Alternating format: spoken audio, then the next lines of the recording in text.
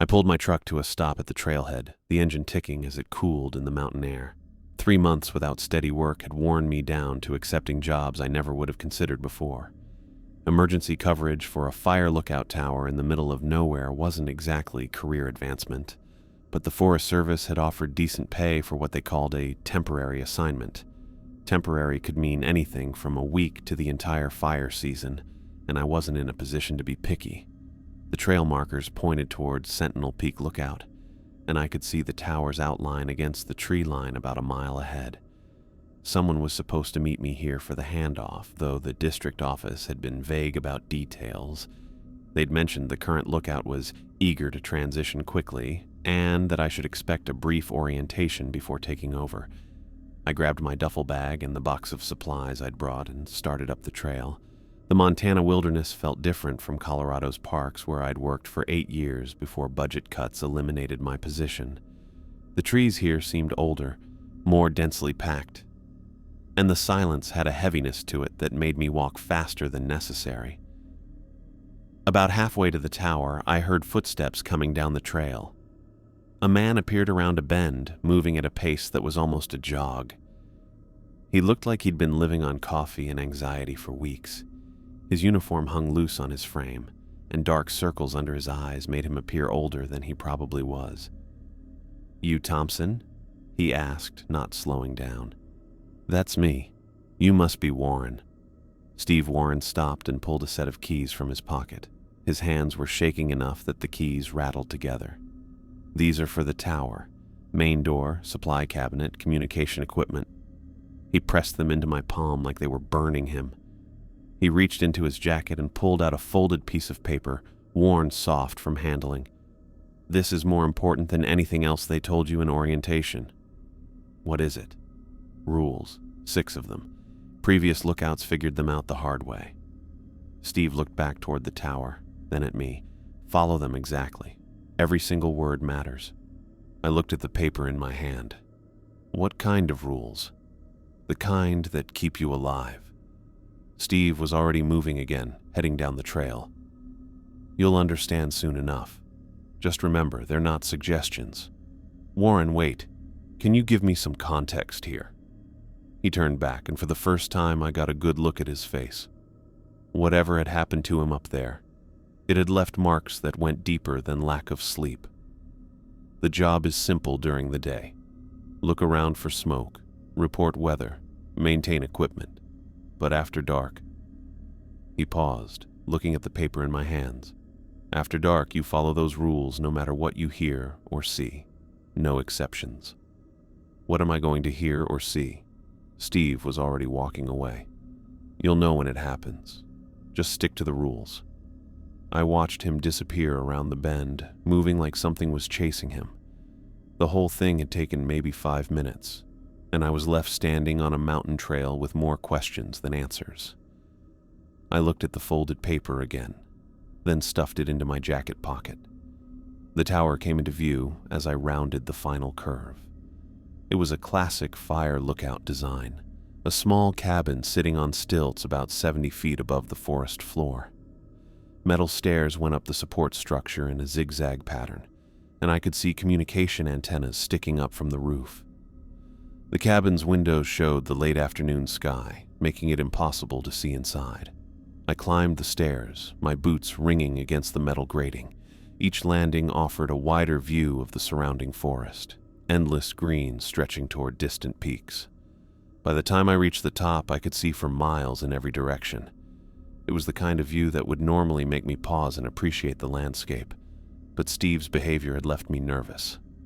The door opened with a simple turn of the key, and I stepped into what would be my home for however long this assignment lasted.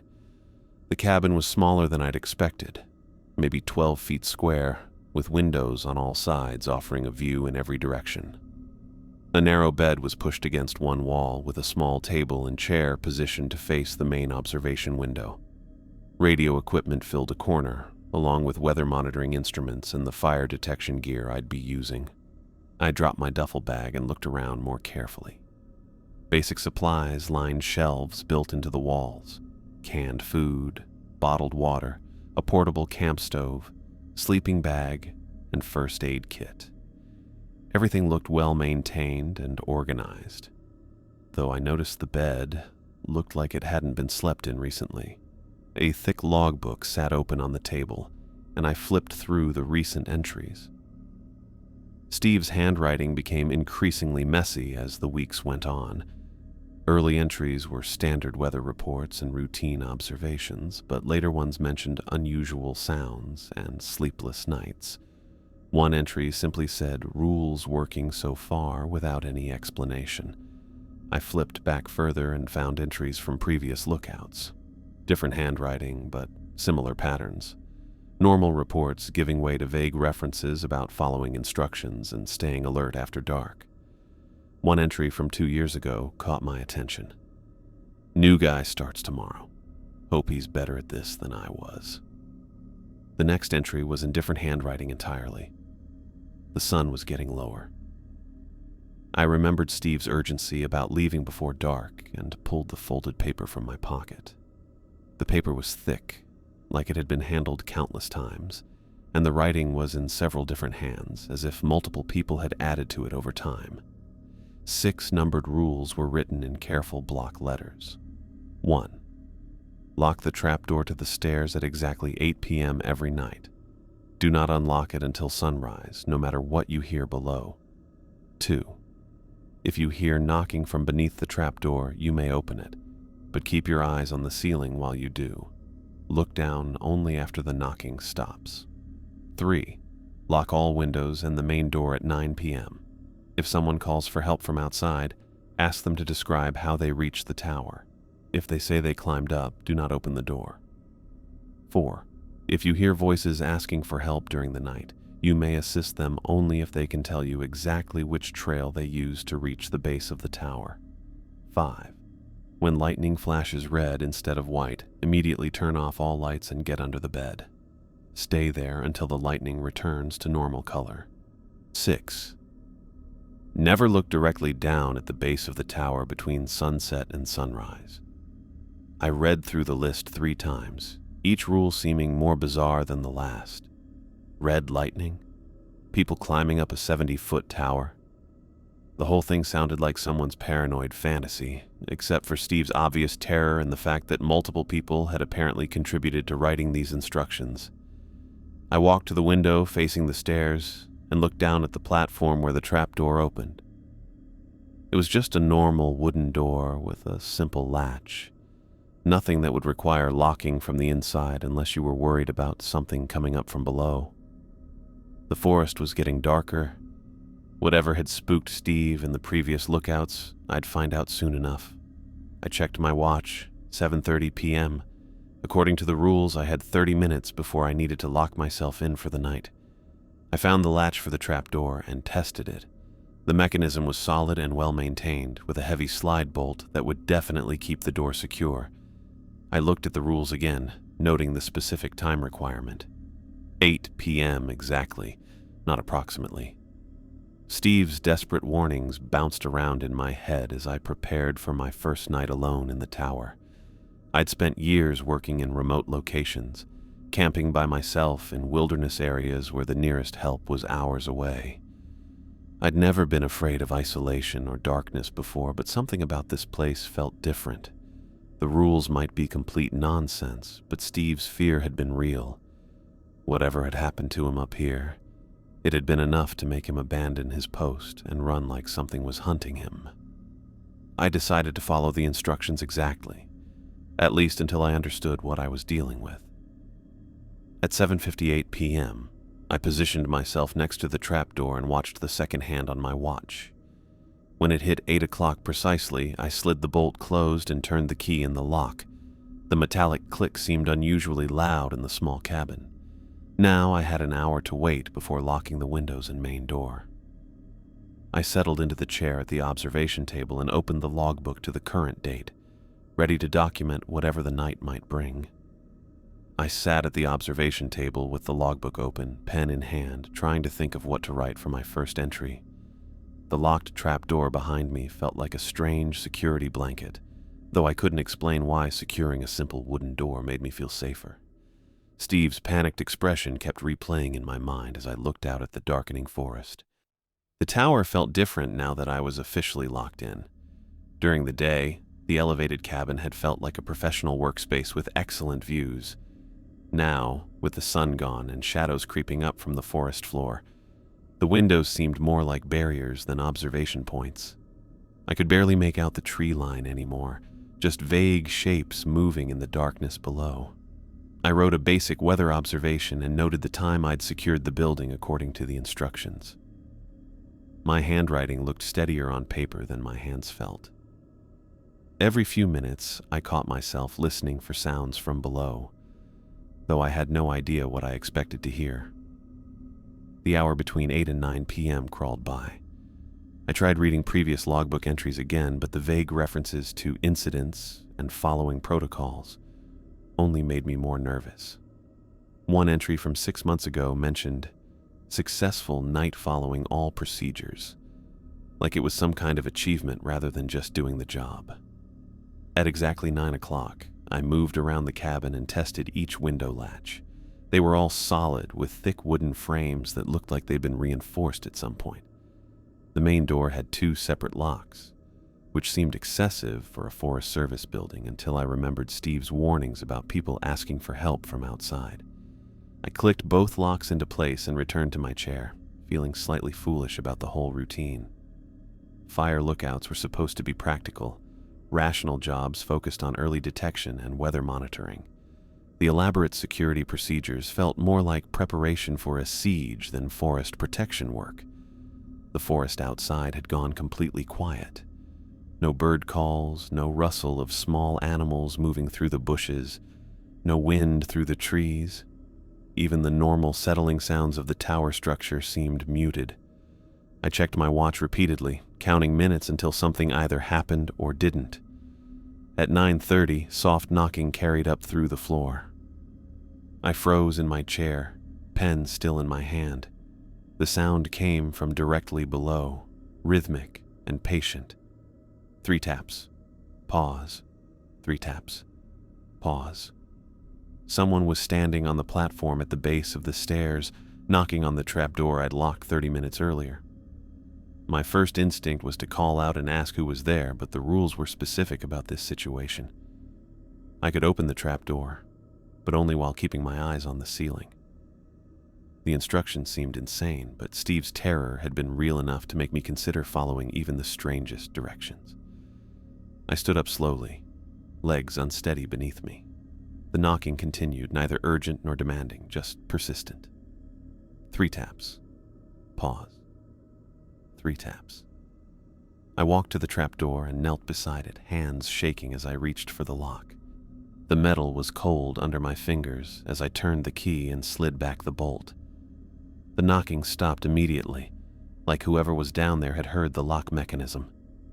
I gripped the door handle and looked up at the ceiling, focusing on a nail head in one of the wooden beams. I pulled the door open. Cool air drifted up from below, carrying the scent of pine and something else I couldn't identify. No footsteps on the metal stairs, no voice calling up to explain the knocking. Just silence and that strange smell that reminded me of wet earth after rain, though the night was completely dry. I kept my eyes fixed on the ceiling, counting the seconds. The air moving up through the opening felt colder than it should have, and I had the unsettling sensation that something was standing just below, waiting. Not someone climbing up to explain themselves, but something patient and still, watching me through the opening. After what felt like minutes but was probably 30 seconds, I slammed the trapdoor shut and twisted the lock back into place. My hands were shaking badly now, and it took 3 tries to get the bolt properly secured. The smell lingered in the cabin for several minutes before fading completely. I returned to my chair and tried to write about the incident in the logbook, but my pen kept slipping in my sweaty grip. Whatever had been knocking from below hadn't been human. The complete silence after I opened the door, the unnatural cold, the sense of being watched by something that wasn't moving or breathing normally. Steve's warnings were starting to make sense. At 10 o'clock, a woman's voice called from outside. Hello? Is someone up there? I'm lost and I can't find my car. I jumped up from my chair and moved toward the main door before catching myself. The voice sounded genuinely distressed, tired, and frightened. A normal person would immediately unlock the door and help someone who was lost in the wilderness after dark. Please, I've been walking for hours. I just need directions back to the parking area. My hand was already reaching for the door lock when I remembered the third rule. Ask them to describe how they got to the tower. If they said they climbed up, don't open the door. The rule meant that normal people wouldn't be able to climb 70 feet of metal stairs to reach my door. How did you get up here? I called through the door. What do you mean? I just followed the trail. The answer was wrong, but not in the way I'd expected. The trail led to the base of the tower, not to my door. Anyone actually standing outside my door would have had to climb the stairs, and they'd probably mention that fact when explaining how they'd reached me. I mean, how did you get to my door specifically? Silence stretched for nearly a minute. When the voice came back, it sounded exactly the same, but somehow different. Less natural. I climbed up. The stairs. I climbed the stairs. The third rule was clear about this response. Don't open the door. But the voice sounded so human, so genuinely lost and frightened. I stood with my hand on the lock, torn between following weird instructions and helping someone who might actually need help. Instead of opening the door, I grabbed my portable radio and turned it on. Static filled the cabin as I looked for a station, finally finding one playing classic rock. I turned the volume up loud enough to fill the space and sat back down at my observation table. The voice outside continued for another 20 minutes, sometimes pleading, sometimes just talking about being cold and scared.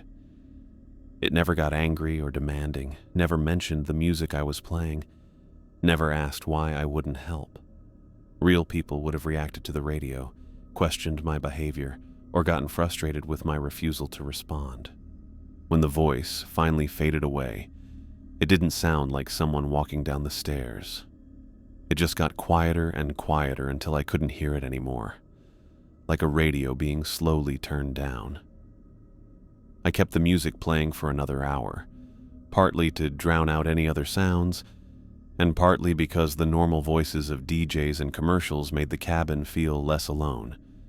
The supernatural was apparently real, but it couldn't compete with late-night radio advertisements for used car dealerships. Around midnight, a child's voice appeared outside one of the windows. Mister, are you in there?" I turned off the radio and listened. The voice was small and scared, exactly what you'd expect from a lost kid in the forest. I felt my pulse quicken as I imagined a child wandering alone in the darkness, somehow ending up at my tower in the middle of nowhere. "I'm here," I called back. "Are you okay?" "I'm scared. I can't find my mommy and daddy. Can you help me?"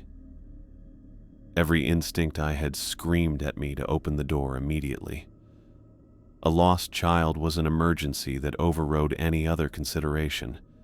But the rules had been right about the woman, and they'd been right about the knocking from below. "How did you get up here? How did you reach my door?" I climbed up the stairs. They're really tall. The child had given the forbidden answer, the one that meant I shouldn't open the door. But it was also the honest answer a real child would give. Anyone actually at my door would have had to climb the 70-foot staircase. I stood frozen, trying to decide between protecting a child and following rules that had already proven right twice tonight. The voice continued crying softly, asking for help in the broken way kids talked when they were truly scared. "Sweetheart, I need you to stay right there. I'm going to call for help on the radio, okay?" I moved toward my communication equipment, planning to contact the Forest Service emergency line. Real or not, a child's voice claiming to be lost required some kind of response. "No, don't call anyone. Just open the door. I want to come inside where it's warm." Something in the tone changed. Not the voice itself, which still sounded exactly like a scared child, but the way the words were picked. Too direct, too focused on getting inside rather than getting actual help. Why don't you want me to call for help? That's what we do when someone's lost. The crying stopped immediately. When the voice came back, it was still a child's voice, but the words were wrong. Because I don't need help, Michael. I just want to come inside and play with you. The voice knew my name. It also wasn't crying anymore, wasn't asking about parents or being scared. It was asking to play, which made no sense for a lost child in the middle of the night. How do you know my name? Laughter drifted through the window, high and sweet like a child's giggle. But it went on too long. Real children didn't laugh like that, with such deliberate amusement at an adult's confusion. We know lots of things about you, Michael. We've been watching you all day. You're much more careful than the last man. He was so easy to trick. The voice was still exactly that of a young child, maybe 6 or 7 years old. But the words and tone belonged to something else entirely. Something that had been observing me, learning about me, preparing to deceive me. We? How many of you are there? More laughter, fading away like the woman's voice had earlier. Not the sound of footsteps moving downstairs, just volume getting quieter until only the normal forest sounds remained. I sat heavily in my chair and looked at the rules Steve had given me. They weren't paranoid instructions written by someone having a breakdown. They were survival guidelines developed by people who had run into whatever lived in this forest and figured out how to coexist with it. The entities, or whatever they were, could perfectly copy human voices and emotional distress.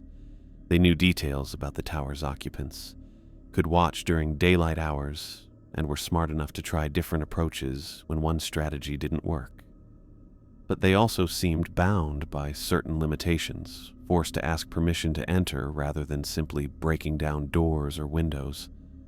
I picked up my pen and started writing a detailed account of the night's events in the logbook.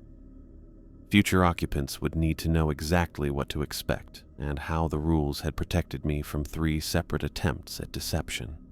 The previous entries I'd read made more sense now, those vague references to following procedures and successful nights. Steve Warren hadn't been having a psychological breakdown. He'd been traumatized by weeks of nightly encounters with things that shouldn't exist, things that wanted inside the tower badly enough to spend hours trying different approaches. His desperate flight from the mountain and urgent warnings about following every rule made perfect sense now. I was alone in a forest filled with smart supernatural predators, 70 feet above ground, in a cabin that was apparently their primary target. The only thing keeping me alive was a list of 6 rules developed by previous occupants who had learned the hard way what worked and what didn't. My temporary assignment had just become the most dangerous job I'd ever accepted. I closed the logbook and set my pen down, my hand cramping from writing such a detailed account of the night's encounters. The forest outside had returned to normal sounds, occasional bird calls, the rustle of small animals moving through bushes, even a light breeze through the treetops. Whatever had spent hours trying to gain entry to my tower had completely disappeared with the dawn, leaving behind only my written record and the memory of voices that had sounded too perfect to be real. My first official day of work felt strange after the supernatural gauntlet I'd survived. I performed the routine tasks Steve should have briefed me on, looking around for any sign of smoke, recording weather observations every 2 hours, testing the radio equipment. The forest stretched endlessly in all directions, a green carpet broken only by distant peaks and the occasional meadow. Normal wilderness doing normal wilderness things. Around noon, I spotted 2 hikers making their way along one of the lower trails, their bright blue and orange jackets clearly visible through my binoculars. They moved at a steady pace, consulting what looked like a map occasionally, stopping to drink water from bottles attached to their packs. Completely ordinary people doing exactly what you'd expect in a national forest. The contrast bothered me more than I wanted to admit. During daylight hours, this place felt like any other remote assignment I'd worked over the years. The tower served its intended purpose, the communication equipment worked properly, and the forest showed no signs of harboring anything unusual. But I knew with absolute certainty that after sunset, something would begin testing the barriers between myself and whatever wanted inside this cabin. I spent the afternoon reading more logbook entries, working backward through months and years of similar experiences. Different handwriting, different names, but remarkably consistent patterns. Normal weather reports and fire observations during the day, followed by increasingly tense entries about nighttime encounters and following protocols successfully. One entry from 3 years ago caught my attention. New lookout starts Monday. Found previous guy at base of tower.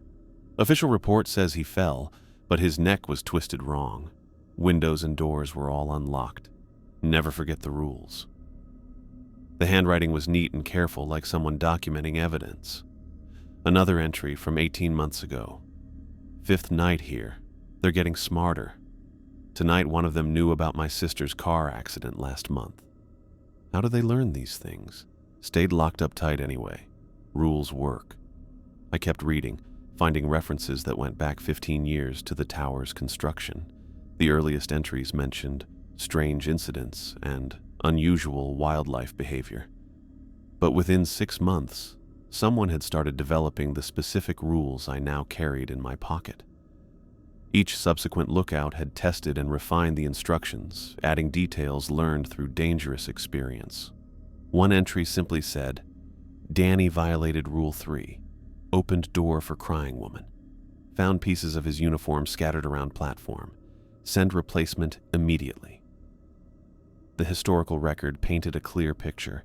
This location attracted something that had been active for at least 15 years, something intelligent enough to study the tower's occupants and patient enough to spend entire nights trying different approaches. The rules weren't paranoid delusions. They were survival techniques developed by people who had figured out how to coexist with a genuine threat. By my second night, I felt more confident about the routine. I locked the trap door at exactly 8 p.m., secured all windows and doors at 9, and settled in to wait for whatever would come. The knocking from below started around 9:15, the same patient rhythm as before. 3 taps, pause, 3 taps. I followed the rules precisely, opening the door while looking at the ceiling, feeling that same unnatural cold air drift up from below, then closing and locking it again when the knocking stopped. At 10:30, a man's voice called from outside. Hey, is someone up there? I need some help. The voice sounded tired, but not panicked, like someone dealing with an inconvenience rather than an emergency. I moved to the door but kept my hand away from the locks. What kind of help do you need? I'm camped about a mile east of here, but I think I took a wrong turn coming back from the creek. Can you point me toward the main trail? The response was specific and reasonable. Someone actually camping in the area might genuinely need directions, especially if they'd gotten turned around in the dark. But the rules were clear about asking the right questions. How did you get up here? Climbed your stairs, saw the light in your windows and figured you might know the area. He'd given the forbidden answer, the one that meant I shouldn't open the door. But unlike the woman from the previous night, his explanation made perfect sense. Anyone actually standing outside my door would have had to climb 70 feet of metal stairs. A real person would mention that fact. I found myself in the exact situation the rules were designed to address, unable to tell the difference between a real request for help and a supernatural trap. The man's voice sounded completely human. His request was reasonable, and his explanation of reaching my door was honest. Which trail were you planning to take back to your car? The Blue Creek Trail. I parked at the northern trailhead this morning. I knew that trail. It connected to the tower's access route about 2 miles down the mountain, and there was indeed a designated camping area near Blue Creek. His answer showed specific knowledge of the local trail system. Okay, hold on a minute. I grabbed my topographic map and spread it on the table, checking the relationship between the Blue Creek camping area and the main trail system. Someone camped where he claimed would naturally approach the tower from the east, and getting turned around near the creek was a common mistake according to my orientation materials. The more I thought about his request, the more real it seemed. Real people did get lost. Real people did see lights and climb stairs to ask for directions. The rules protected me from supernatural deception, but they shouldn't prevent me from helping actual hikers in need. I unlocked the door and opened it carefully. A man in his 30s stood on my platform, wearing hiking gear that looked lived in rather than pristine. His headlamp lit up a face that was tired but not distressed, and he carried a day pack that matched his story about camping nearby.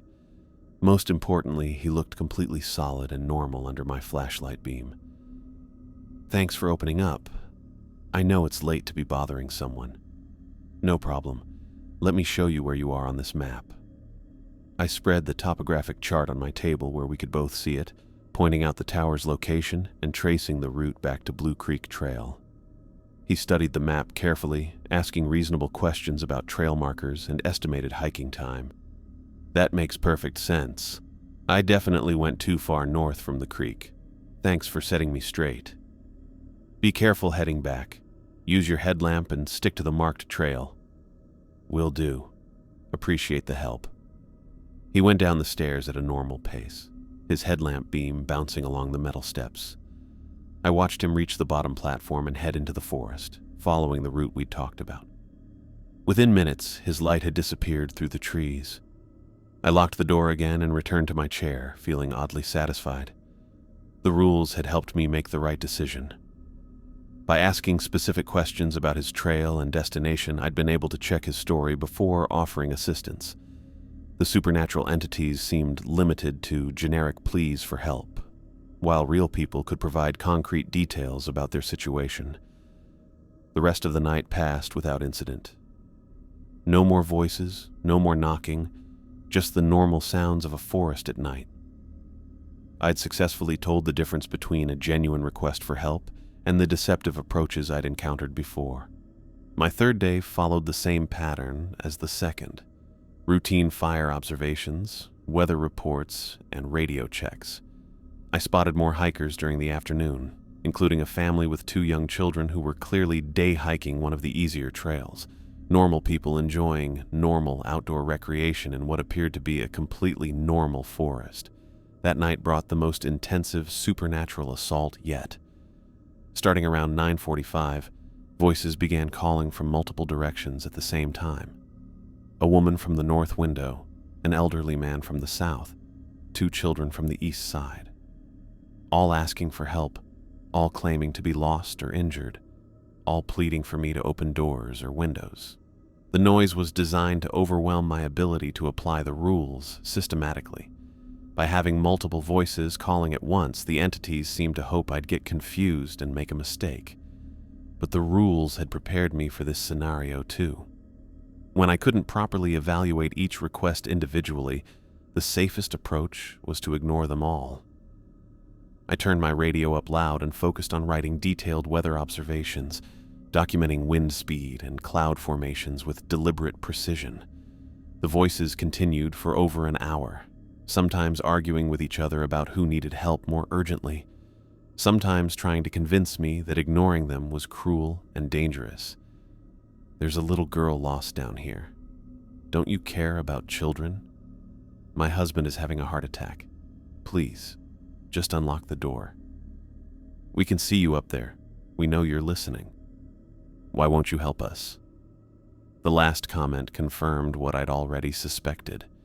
They could watch my activities inside the tower. They knew when I was listening, when I moved around the cabin, probably what I was wearing and how I reacted to their appeals. The knowledge they'd shown about my name and appearance came from constant watching.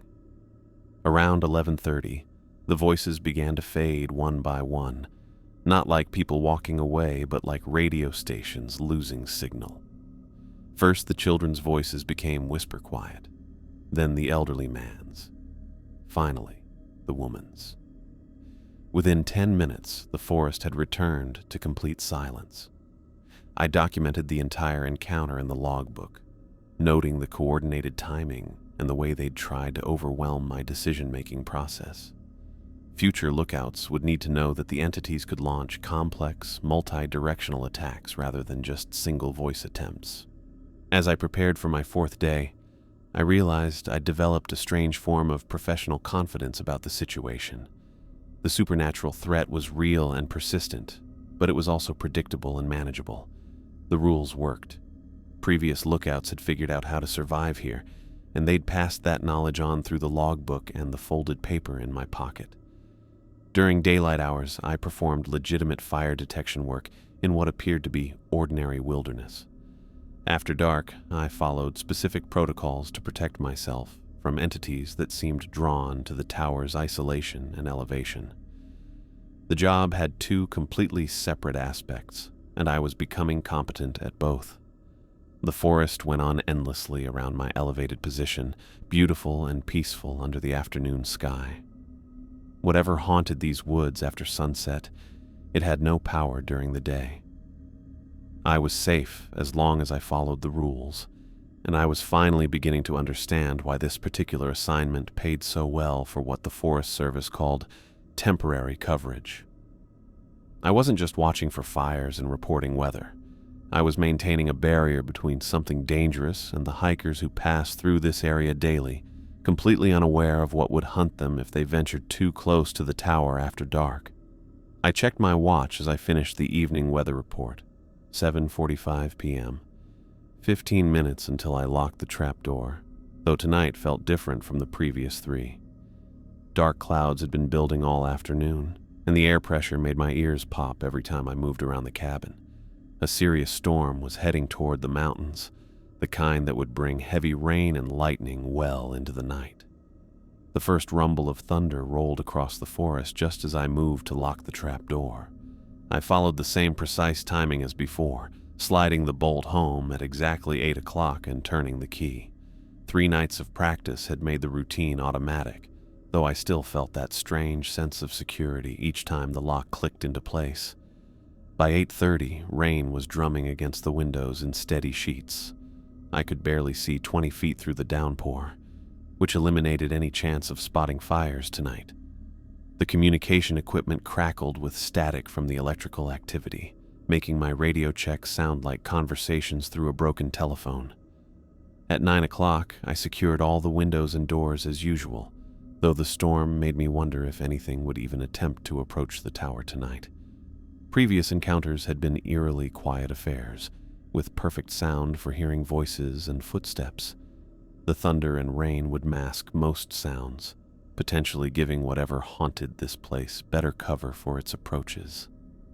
I settled into my observation chair and opened the logbook, planning to document the weather conditions. At 9:20, the lightning changed. Instead of the normal blue-white flashes I'd been seeing all evening, the next bolt came down in deep red, bathing the entire forest in crimson light. The color was wrong in a way that made my brain struggle to process what I was seeing. Lightning wasn't supposed to look like that. Shouldn't cast shadows in shades of burgundy and scarlet. Rule 5 flooded back into my memory. Hide under the bed during red lightning until it returns to normal white. Don't use any lights. I jumped up from my chair and hit the main light switch, plunging the cabin into complete darkness. Another red flash lit up the windows briefly, confirming that whatever was happening outside wasn't a trick of my vision. The lightning was actually red, pulsing through the storm clouds like blood through arteries. I dropped to my hands and knees and crawled under the narrow bed, pressing myself against the floor as far from the windows as possible. The space was cramped and dusty, clearly not designed for human occupancy, but the rules had been specific about hiding here during red lightning events. The red flashes came more frequently now, turning the rain into streams of liquid fire against the glass. Through the thunder, I heard something new. Footsteps on the metal platform outside my door. Heavy, deliberate steps that clanked against the steel grating with each movement. Whatever was walking around out there was solid enough to make noise on the platform, unlike the voices that had haunted my previous nights. The red lightning seemed to give the entities more physical presence, allowing them to interact with the world in ways they couldn't manage during normal conditions. The footsteps moved around the cabin's perimeter, pausing at each window. I heard rattling as something tested the latches, pushing against the glass with enough force to make the frames creak. Each window got the same treatment, a firm shake of the handle, pressure against the panes, then movement to the next opening. When it reached the main door, the rattling became more intense. The thing outside twisted the handle back and forth, pushed against the wood, even seemed to throw its weight against the barrier. Both locks held, but the entire door frame shook with each impact. A red flash lit up the cabin interior, and I caught a glimpse of shadows moving past the windows. Not human-shaped shadows, but something larger and more angular, with extensions that might have been arms or legs or something else entirely. The shadow passed by each window in sequence, like it was methodically mapping every possible entry point. The scratching started during the next lightning flash. Long, deliberate scrapes ran down the outside walls, metal on wood that sent vibrations through the floor where I lay hidden. Whatever was making those sounds had claws or talons sharp enough to gouge the cabin's exterior, and it was using them to test the building's structural integrity. I pressed my face against the dusty floorboards and tried to control my breathing. 3 previous nights had taught me that the entities were intelligent and observant, but this was different. This wasn't psychological manipulation or vocal deception. This was a physical assault on my shelter. The scratching moved around the entire cabin, systematically working on each wall. Some scrapes sounded shallow, like testing cuts, while others went deeper, accompanied by the splintering of wood. The thing was trying to create new openings, looking for weak spots in the tower's construction. Between thunder crashes, I heard voices. Multiple voices, all speaking in perfect unison like a chorus. Michael Thompson, 34 years old, born in Billings, Montana.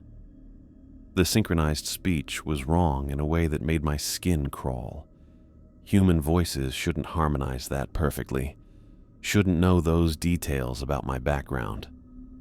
You worked at Rocky Mountain National Park for 8 years before the budget cuts. You drove a blue Chevy pickup until last month when you traded it for the Ford.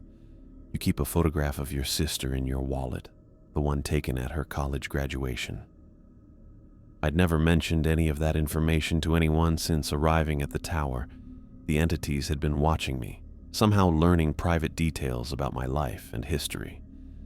They knew things only I should know, facts I'd never shared with coworkers or friends. You eat peanut butter sandwiches for lunch most days. You check your phone every 20 minutes, even though there's no signal up here. You write left-handed but throw right-handed. You have a scar on your left knee from falling off your bike when you were 7. The voices kept going with personal details while the scratching got louder. They knew about childhood injuries, daily habits, family members. They'd been watching so closely it was basically stalking, building a complete picture of their target. We've been watching you during the day, Michael. Every day since you arrived. You think you're safe when the sun is up, but we're always here. Always learning. Always preparing. Red lightning flashed again and the scratching stopped abruptly.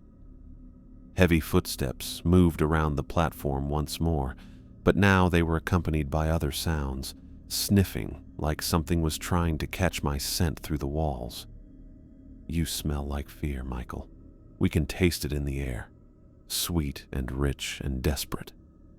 The unified voices had lost their human cadence, taking on inflections that rose and fell in ways no normal throat could produce.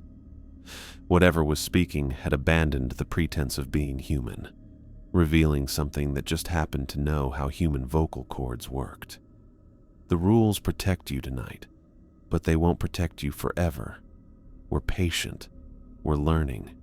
Eventually, you'll make a mistake. Another red flash, and I heard something large moving across the roof. Claws scraped against the metal surface as the thing explored the cabin from above, testing the weak spots from a different angle. The ceiling groaned under its weight, but held firm. Steve Warren thought he was safe too. He followed the rules for months, just like you. But everyone makes mistakes eventually. Everyone gets careless. The implication chilled me more than the scratching or the unnatural voices. Steve's terror when I'd met him on the trail hadn't been about ongoing encounters. It had been about barely escaping something that had finally found a way through his defenses. We almost had him, the night before you arrived. He opened a window for just a moment, thinking the storm was too loud for us to hear. But we're always listening, always waiting. The red lightning was coming faster now, turning the storm into a strobe effect that lit the cabin in rapid crimson pulses. Each flash revealed shadows moving past the windows, sometimes multiple figures circling the tower simultaneously. This lightning gives us strength, Michael. Makes us more real, more solid, more able to break through your little wooden box. Something heavy slammed against the main door, hard enough to rattle my teeth. The locks held, but barely.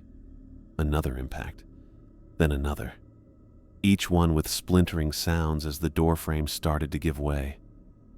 I curled up tighter under the bed, pressing my hands over my ears to block out the voices and the impacts. The rules said to hide during red lightning, but they hadn't mentioned how long the lightning might last, or what would happen if the entities broke through the barriers. The attack continued for what felt like hours, scratching, pounding, voices talking about more personal details about my life with disturbing accuracy. They knew about job interviews I'd failed, relationships that hadn't worked out, embarrassing moments from my childhood. The surveillance had been thorough and invasive. Around midnight, the red lightning began to flash between red and normal white, like a neon sign with a failing connection. During the white flashes, the scratching and pounding stopped completely. During the red ones, the attack started up again with renewed intensity. The storm is weakening, Michael, but we'll be back tomorrow night and the night after that, and every night until you make a mistake, until you trust us when you shouldn't, until you forget one little rule. The red flashes became less frequent, interspersed with longer periods of normal white lightning. Each time the crimson faded, I heard the entities retreating, their footsteps moving away from the cabin toward the forest below. Sleep well, Michael. Dream about us, because we'll be dreaming about you. The final red flash came at 12:47 a.m. according to my watch. Normal white lightning continued for another few minutes, but the scratching and voices had stopped completely. The storm slowly moved on, leaving only the sound of rain against the windows and the occasional rumble of distant thunder. I stayed under the bed for another hour, too shaken to move. When I finally crawled out, my legs were cramped and my back hurt from the tight space. The cabin felt different now, like something had been violated.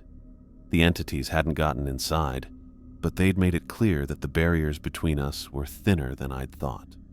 I checked every window and door, making sure all the locks were still secure. The scratches on the exterior walls were visible even in the dim light from my flashlight, deep cuts that would need repair before they let water into the structure. The main door showed impact damage around the frame, but both locks had held. The rules had saved my life tonight, just as they'd protected me during the previous encounters. But the entities were changing, becoming more aggressive and physical during certain weather conditions.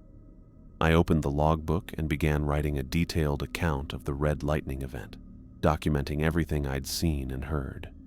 Future lookouts would need to know that severe thunderstorms presented additional dangers, that the entities gained physical abilities during red lightning that they lacked under normal conditions. My hands shook as I wrote, making my usually neat handwriting look jagged and uncertain. The personal details the voices had told me bothered me almost as much as the physical assault. They'd been watching me constantly, learning about my life with the patience of researchers studying a lab specimen. The storm passed completely around 3 a.m., leaving the forest in the deep silence that followed heavy rain. I sat in my observation chair and stared out at the dripping trees, trying to process what I'd experienced. The supernatural threat wasn't just voices and psychological manipulation. It was an intelligent force capable of physical attacks when conditions were right. Steve Warren's terror made perfect sense now. Living through encounters like this for weeks or months would break anyone's composure. I was alive because someone before me had figured out that red lightning made the entities more dangerous, and that hiding under the bed was the only way to survive those conditions. The rules weren't just guidelines. They were survival techniques developed through deadly trial and error. As dawn approached, I realized I'd been completely wrong about the nature of this assignment. I wasn't just dealing with supernatural harassment or psychological warfare. I was the target of something intelligent, patient, and genuinely dangerous that had been refining its hunting techniques for years. The entities knew everything about me, had been preparing specifically for my arrival, and were actively working to find ways through the protections that kept me alive. Tonight had been their most serious attempt yet to break through my defenses, and only the rules had prevented them from succeeding. I spent most of my 6th day repairing the damage from the red lightning assault. The scratches along the cabin's exterior walls were deeper than they'd appeared in the darkness, cutting through the wood in long, parallel lines that looked disturbingly like claw marks. I used wood filler and primer from the maintenance supplies, working methodically around the tower's perimeter while trying not to think too hard about what had made those marks. The door frame showed stress fractures where something had repeatedly slammed against it, and one of the window latches had been bent nearly 90 degrees from the force applied to it. Everything still functioned, but barely. Another night like that might have compromised the cabin's structural integrity enough to create the opening the entities seemed to be searching for. Around noon, the radio crackled to life with a transmission from the Forest Service dispatch. "Sentinel Peak Lookout, this is base. Do you copy?" I grabbed the microphone, grateful for human contact after days of isolation. "Base, this is Sentinel Peak. I copy." "Thompson, we've got your replacement lined up. Emily Clark will be arriving tomorrow morning around 8 a.m. for the handover. Your assignment ends at that time. Acknowledge." The news hit me with unexpected relief. 6 days had felt like 6 weeks, and the thought of leaving this place filled me with real gratitude. "Roger, base. Replacement arriving tomorrow at 8 a.m. Assignment ends with handover." "Affirmative. Thanks for covering the emergency placement. Base out." I set the microphone back in its cradle and looked around the cabin that had been my prison and fortress for nearly a week. Tomorrow, I'd be driving back down the mountain, returning to normal life where voices in the darkness were just wind through trees and lightning came in only one color. But tonight, I had to survive one more encounter with whatever haunted these woods. The sun set around 7:30, and I went through my usual routine with practiced efficiency. Trapdoor locked at 8 p.m., windows and doors secured at 9. I'd performed these actions so many times they felt automatic, muscle memory developed through repetition and necessity. The forest grew quiet as darkness settled over the trees, but tonight felt different from the previous nights. The silence was heavier, more expectant, like the entire wilderness was holding its breath.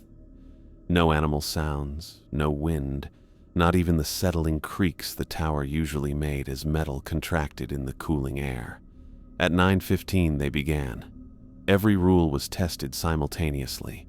Knocking repeated up through the trapdoor while voices called from all 4 windows at once. A woman claimed to be injured at the north window. An elderly man begged for help at the south. Twin children cried at the east side, and someone who sounded like a forest ranger demanded entry at the west.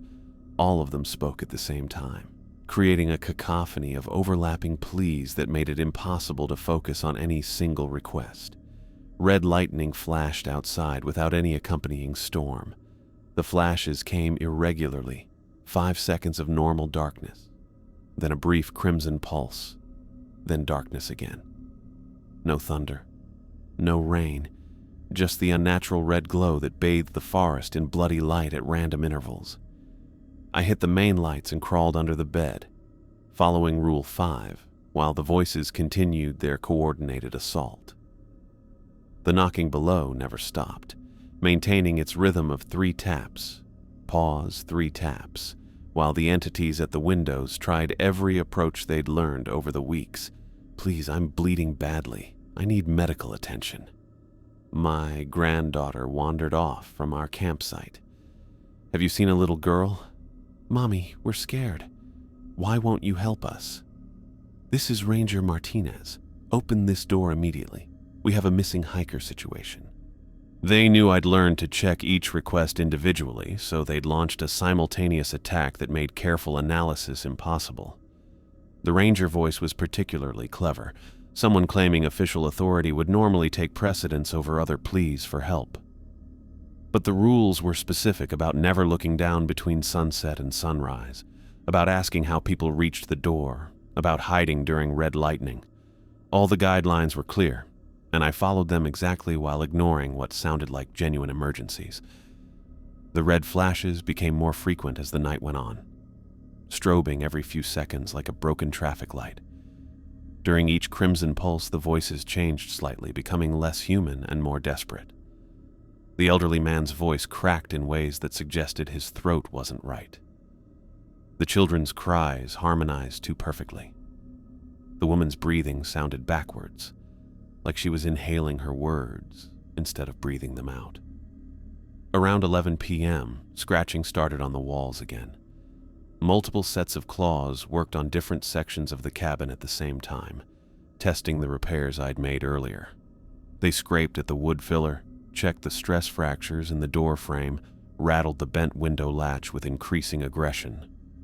"We know you're leaving tomorrow, Michael." The voices had synchronized again, speaking in perfect unison from all directions. "This is our last chance. Your replacement won't be as careful as you, won't follow the rules as precisely." The unified speech continued while claws tore at the cabin's exterior. Emily Clark, 26 years old, graduated from University of Montana with a degree in environmental science, lost her job at a consulting firm 3 months ago, desperate for work, just like you were. They'd already researched my replacement, already begun building their profile of the next target. The surveillance never stopped. The preparation never ended. Each new lookout arrived thinking they were taking a simple fire observation job, unaware that something intelligent and patient had been studying them long before they reached the mountain. She won't believe the rules at first. They never do. She'll think they're paranoid nonsense, just like you did. But she'll learn, Michael. We'll teach her, just like we taught you. Red lightning pulsed more rapidly now, turning the assault into a strobe-lit nightmare. During each flash, shadows moved past the windows in impossible configurations. Too tall, too angular, with too many appendages that bent in directions human joints couldn't manage. You survived because you were afraid enough to follow instructions. But Emily is braver than you, more confident, more likely to trust her instincts instead of arbitrary rules written by paranoid strangers. The psychological warfare was more sophisticated than anything they'd attempted before. They weren't just trying to break my defenses tonight. They were planning ahead, setting up scenarios for tomorrow's handover that would make Emily doubt the rules from the beginning. We'll tell her you were mentally unstable, that the isolation drove you to paranoid delusions. She'll hear our voices and think you prepared her for normal wildlife sounds that your damaged mind interpreted as threats. The scratching got louder, along with sounds of splintering wood. They were making progress on something, finding weak spots that my repairs hadn't properly fixed. The bent window latch rattled constantly, metal grinding against metal as something worked to widen the gap. The rules will seem ridiculous to her, locking doors against friendly hikers, hiding under beds like a frightened child, ignoring people who need medical assistance. She'll be ashamed to follow such cowardly instructions. A section of wall near the south window made a loud noise under pressure. Claws had found a gap between boards, making it bigger to get a good grip for prying. The things outside were working together on their physical attack as carefully as their mind games, putting pressure on multiple spots while keeping up the vocal distraction. Around midnight, the voices changed completely.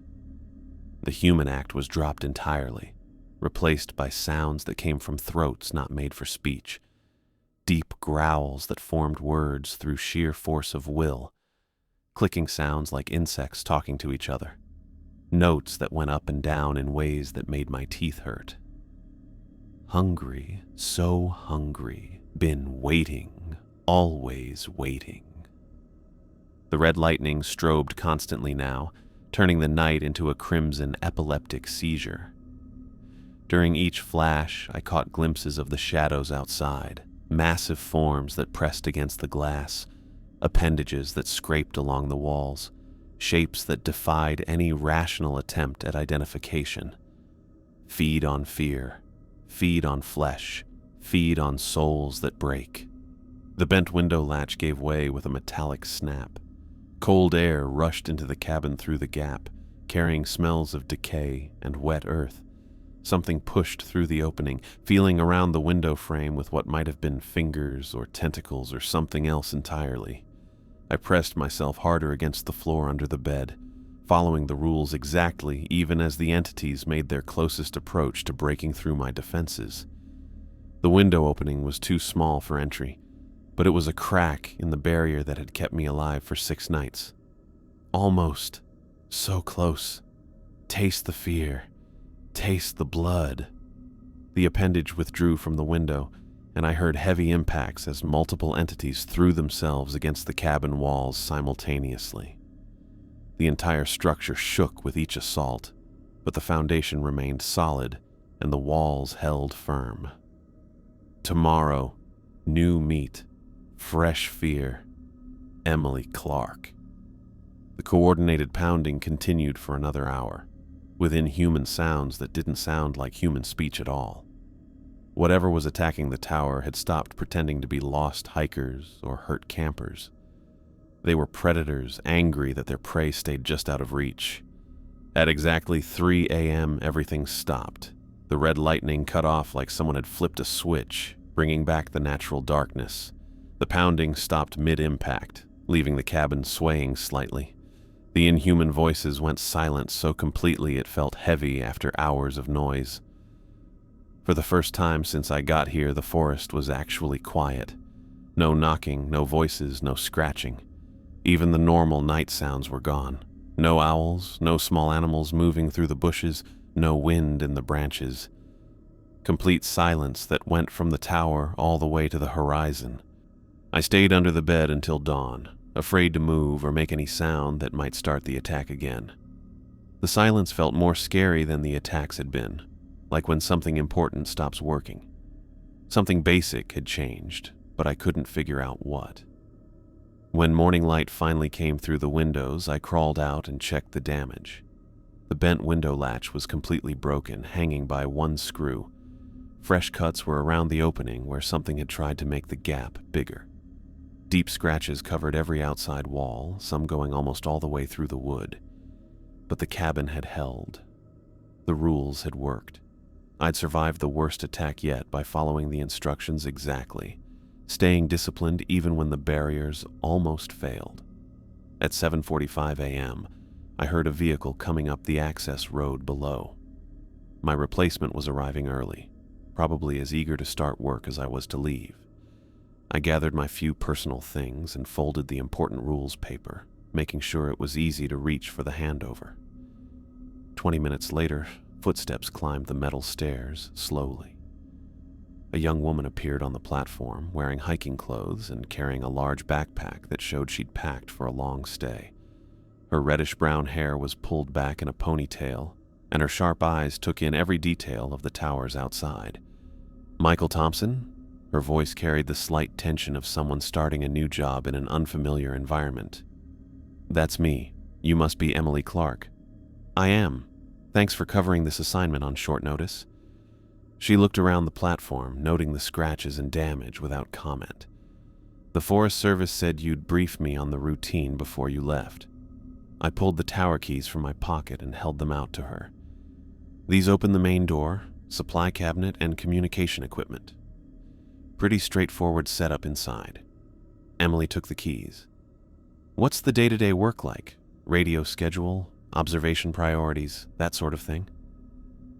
Fire watch during daylight hours, weather reports every 2 hours, radio check with base station twice daily. I reached into my other pocket and withdrew the folded paper, but this is more important than any of the official procedures. Her expression shifted to mild confusion as she took the worn document. What is it? Rules developed by previous lookouts. 6 specific instructions that you need to follow exactly after dark. I kept my voice level and matter of fact, remembering how Steve's frantic delivery had nearly convinced me he was having a breakdown. Every word matters. Don't modify them, or try to interpret them creatively. Emily unfolded the paper and read silently, her eyebrows rising with each line. Lock the trap door at 8 p.m., hide under the bed during red lightning. This seems pretty paranoid. It might seem that way, but the rules work. Follow them exactly and you'll be fine. Ignore them or change them and you'll have problems. What kind of problems? She looked up from the paper with skeptical curiosity. Are we talking about dangerous wildlife or something? I chose my words carefully, wanting to get across how serious this was without sounding crazy. You'll run into things after dark that will test your judgment. Voices asking for help, people claiming to be lost or injured. The rules tell you how to handle those situations safely. Emily folded the paper and slipped it into her jacket pocket. Voices in the woods. Right. Her tone suggested she thought I was describing normal wilderness sounds that inexperienced people might misinterpret. I know it sounds strange, but this place is different after sunset. Just follow the rules exactly until you understand why they're necessary. Something in my expression must have convinced her to take the warning seriously. Her skeptical look faded, replaced by cautious attention. You really believe these rules are important? I know they are. They kept me alive for 6 nights. I handed her the cabin keys and stepped toward the stairs. Check the logbook for more details. Previous lookouts documented their experiences pretty thoroughly. Emily nodded and moved toward the door, keys jingling softly in her hand. Thanks for the orientation. I'll be careful. I went down the stairs at a steady pace, eager to reach my truck and start the drive back to civilization. Behind me, I heard the cabin door open and close as Emily began exploring her new workplace. Halfway down the trail, her voice carried through the trees as she read the rules aloud to herself, probably trying to memorize the specific instructions. The sound followed me for several minutes until distance and forest absorbed it completely. I reached my truck and loaded my gear, feeling genuine relief as the engine started and I pulled onto the access road. The tower disappeared behind the trees, taking with it 6 days of supernatural encounters that most people would never believe. But I'd survived something that had claimed other lookouts before me. The rules had protected me completely, just as they'd protect Emily and whoever came after her. The cycle would continue. Desperate people taking temporary assignments, learning to coexist with something very old and patient that hunted from the darkness. The entities would be waiting tonight, ready to test new approaches on a fresh target. But Emily had the same tools that had kept me alive, the same accumulated wisdom that previous lookouts had paid for with their lives to develop. As long as she followed the rules exactly, she'd be fine. The mountain road curved away from Sentinel Peak, carrying me back toward normal life where lightning was always white and voices in the darkness belonged to actual people.